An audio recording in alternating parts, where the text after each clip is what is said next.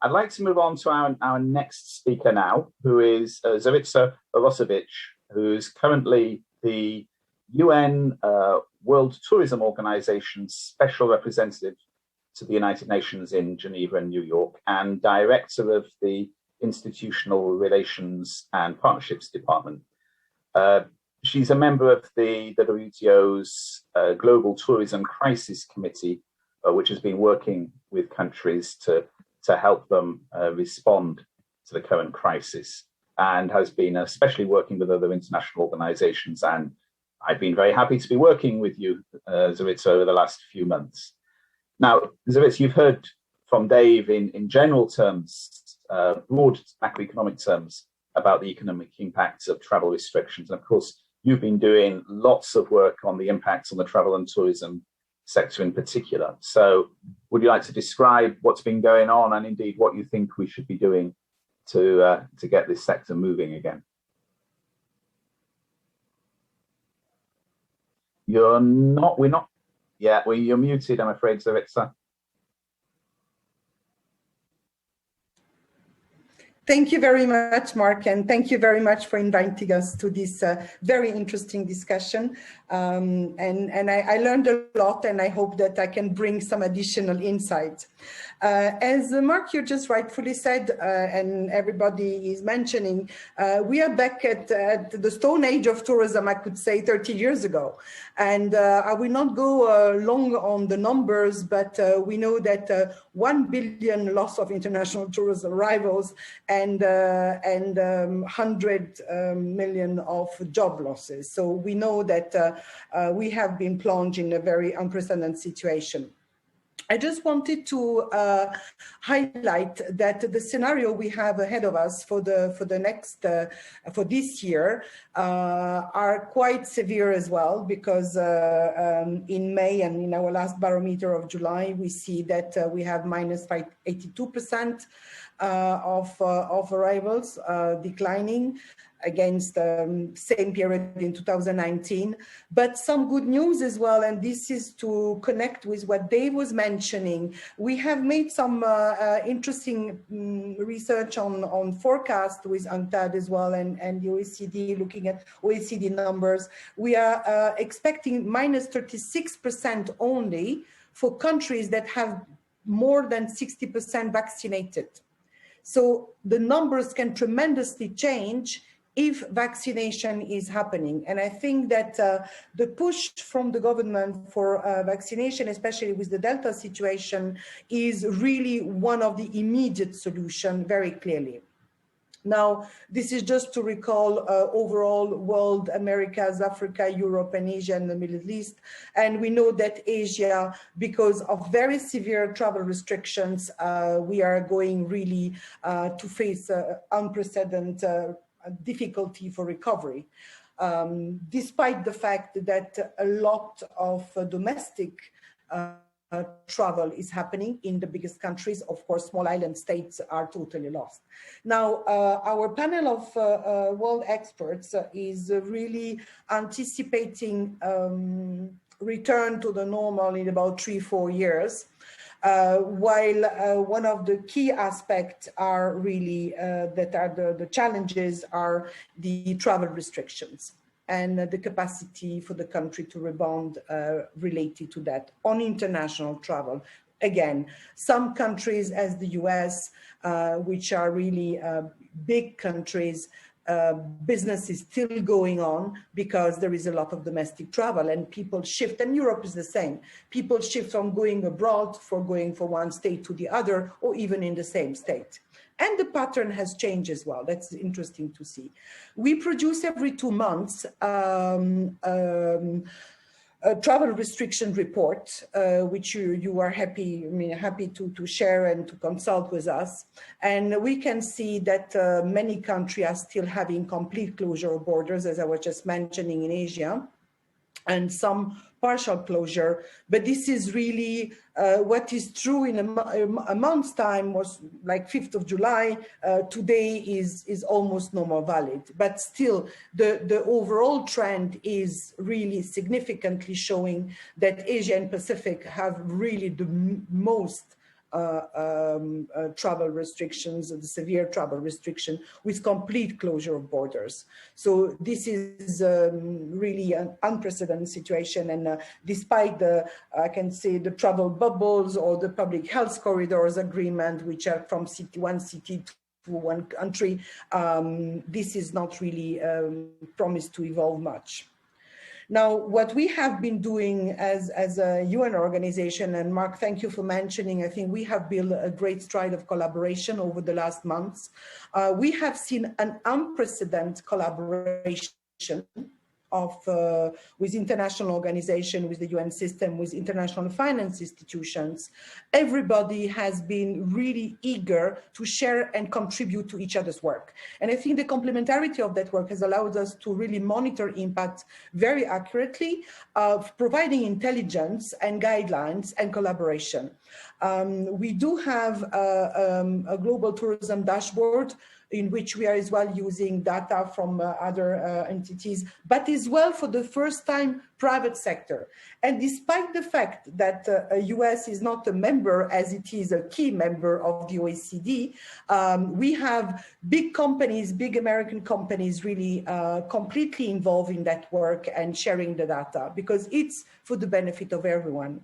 And I think what I just would like to underline as well is that we're looking at today, we are looking as well at the future and the resilience of the sector. We know that travel will not be exactly the same in the future. We just, under the Italian presidency of the G20, we just published a very interesting piece of work on the future on travel and tourism. We look at this window and this avenue as a promising one.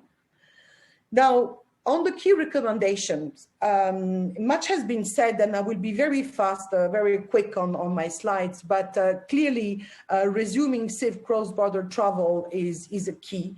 And I like very much what Mary Chertoff at the beginning said, who is in charge? So that is the question, who is in charge?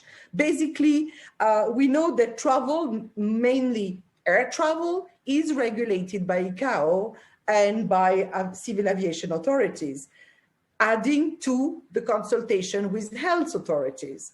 Now, this is the theory. For the first time, UNWTO has been invited with the OECD to the work of the CART 3, which is, I can say, the strategic guidance of ICAO in this time of crisis with a consultation of all member states and US included. And I think that, well, on the global level, we have managed to kind of install this dialogue. At the country level, it still doesn't really work. And we still don't know who is in charge. I think this is really the main problem. Now, adoption of safety protocols at destination is as well very important. This is something we can all do and that countries are really investing in making people feel safe and restoring travelers' confidence. That's as well essential. While in the same time, in many developed countries, providing financial packages and support to the industry is essential. Now, this harmonized risk management framework is really an issue. The three pillars that we see in restoring safe travel is this common risk assessment criteria, harmonized protocols, and digitalization of travel document. We have seen this works partially, and it works today, tomorrow is not any longer valid, and it is really an issue. I just wanted to take a screenshot because for us, the CDC work is really a reference because it is the only currently available information that provides you an overall view of the world. Now, what I did here is I took a snapshot the same day on the CDC website, the color, I can say the level and the assessment of COVID prevention through CDC, which is on the right. And on the left, the European Union is CDC evaluation. So we definitely don't have the same colors because we don't have the same criteria. And I think this is definitely one work we should be aligning together with all international organizations involving the member states. Now, this is as well to give an overview of what is suggested. Some apply it, some don't apply it. The EU Grain Plus, I'm French. In France, I have one pass. In Switzerland, I have another one. And for the EU Green Pass, I had so much difficulty to download it. So it's complicated. Now, this is really, I can say, the current measures that exist, which countries decides on one or the other. Now, we spoke earlier on the EU Digital Green Pass. I will not go much on that, but we have been very involved as the OECD with the World Health Organization on the safety and ethics on all these passes for the transparency and the credibility. Now, again, these are aspects that are very important, but consumers' confidence, and that is something as well that is quite interesting maybe for you to look at. We have created new codes for the protection of tourists, in which we have invited most of the international organization and the member states, and it is even non-members can be participating to that. This is going to be really a revolution, I can say, because it has pushed tourism companies to provide really with the necessary security for cancellation, security, repatriation, and so on. And with so many places, information, what happened if I travel to this country, what do I need? It changes every day. We have created with IATA a destination tracker, which gives you on a daily basis an updated and truthful information on what you require that day and what is available at the destination. So what you can have as going to the restaurant, going to the theater, or going to any places. So this is the tracker. I really strongly encourage you to use it because I think it's a very good tool, which is open for everyone, being destinations or being travelers. So I just took a snapshot on the US and that is from the 4th of August. And I think that here it reflects pretty much what was presented earlier. And you can find all type of information for each country. Now, the global priority, I think, are really going to be looking at key aspects for people, planet, and prosperity. I mean, I can't withdraw from the 2030 agenda. We have a UN DNA, but I think this is for the benefit of everyone. And I think that biodiversity conservation and climate action, circular economy, are going to be key drivers of the new business model.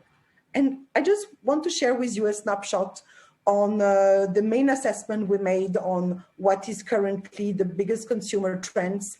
And I think there is space for not only cities to be revived, but a lot of places in rural and in mountain areas, which can be benefiting actually from the new tourism demand. I wanted as well to share with you a space we have where you can share your stories or activities and spread over maybe to the university. We have many academic institutions involved and that are partnering with us. That is an interesting space to see how tourism connect to the sustainable development goals. And clearly, the relation we have with the green transformation is really very important because it's not going only to do good to the planet, but as well for the business. Thank you very much.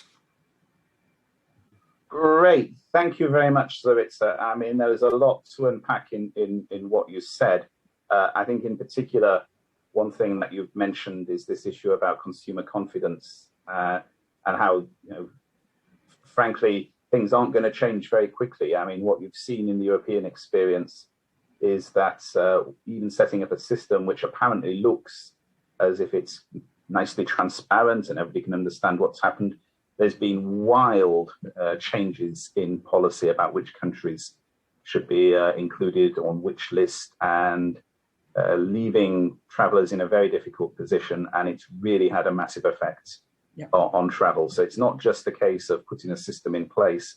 It is also going to be a case of actually getting some confidence back from travelers.